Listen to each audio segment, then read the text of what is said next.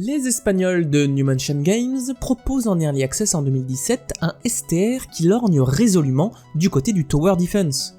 Pensez donc, on y retrouve d'un côté des vagues régulières de centaines puis de milliers de zombies venant déferler de tous côtés sur votre base, à arrêter via des murs, des portes, des tourelles et diverses garnisons, et de l'autre côté, un jeu stratégie en temps réel où l'on construit des récolteurs de ressources, on recrute des unités, on dirige les unités pour abattre les poches fixes de zombies, et on étend au fur et à mesure le périmètre de notre base.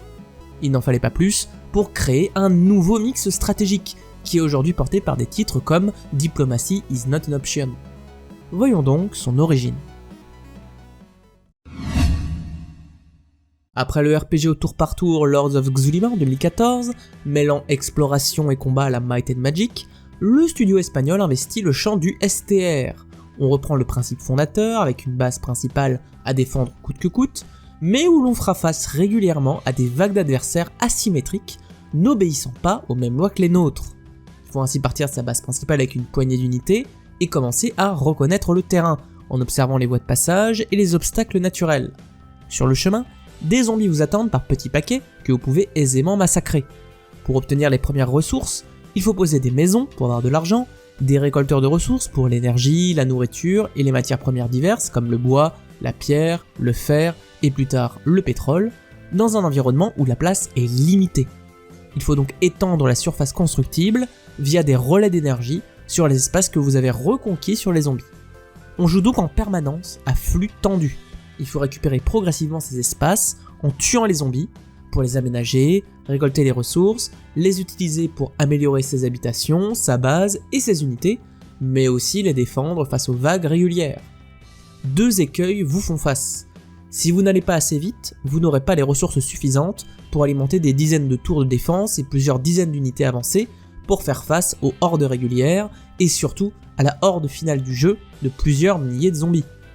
Mais si vous allez trop vite et que vous vous étendez sans faire attention à vos défenses ou vos murs, les zombies peuvent aller infecter vos bâtiments qui deviendront des points d'apparition de zombies, faisant un joli effet boule de neige sur toute votre base en quelques minutes. Pour alimenter cette économie, il faudra donc pratiquer le clic droit.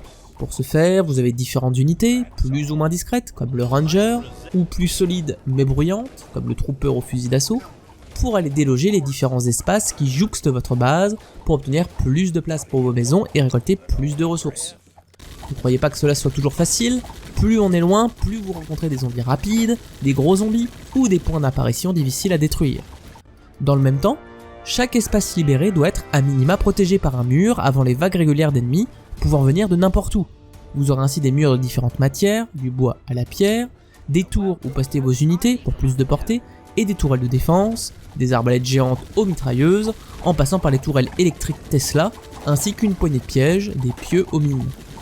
Les recherches technologiques vous permettront quant à elles progressivement d'améliorer vos habitations pour plus d'argent, de créer des merveilles spécifiques avec leur lot d'avantages, et de recruter des unités plus puissantes comme le sniper ou le méca mitrailleur qui nécessite du pétrole en flux continu. On a donc face à nous un tower defense résolument offensif, où il faut prendre des initiatives, mener des groupes d'unités et récupérer ces précieuses ressources avant de tout délimiter par des murs pour gagner la partie. Au-delà du mode survie sur différentes cartes qui s'amusent surtout à limiter notre place, on retrouve sinon un mode campagne avec une histoire oubliable, des challenges répétitifs et des missions uniquement STR un peu moins intéressantes. The Arbellions est un excellent renouveau du STR du côté du Tower Defense et des vagues d'ennemis, apportant un aspect défensif à un genre plutôt économique et offensif, à l'exception de vieux titres comme le vénérable Stronghold de 2001. Le dynamisme du STR, de la conquête progressive du terrain, et le stress de la défense tout azimut assurent quant à eux un renouvellement constant de gameplay, porté par une musique stressante et des graphismes agréables à l'œil. On aura le plaisir de goûter à cette économie sur le fil du rasoir et à ces vagues de milliers d'ennemis qui viennent s'écraser sur vos défenses. Pourtant, on fait vite le tour du soft, avec son unique faction comportant des unités, bâtiments et technologies qu'on refait en boucle à chaque partie. Et ce n'est pas la campagne, plutôt répétitive, qui donnera un coup de fouet à la durée de vie.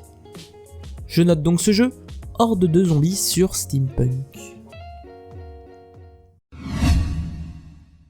Zaire Billions a contribué à la diffusion du STR à vague d'ennemis, qui connaît un engouement certain, du monde médiéval fantastique de Conan Unconquered en 2019 et d'Age of Darkness Final Stand de 2021, à la baston galactique d'un alien maraudeur en 2021, en passant par la lutte contre les hordes de paysans de Diplomacy is not an option de 2022.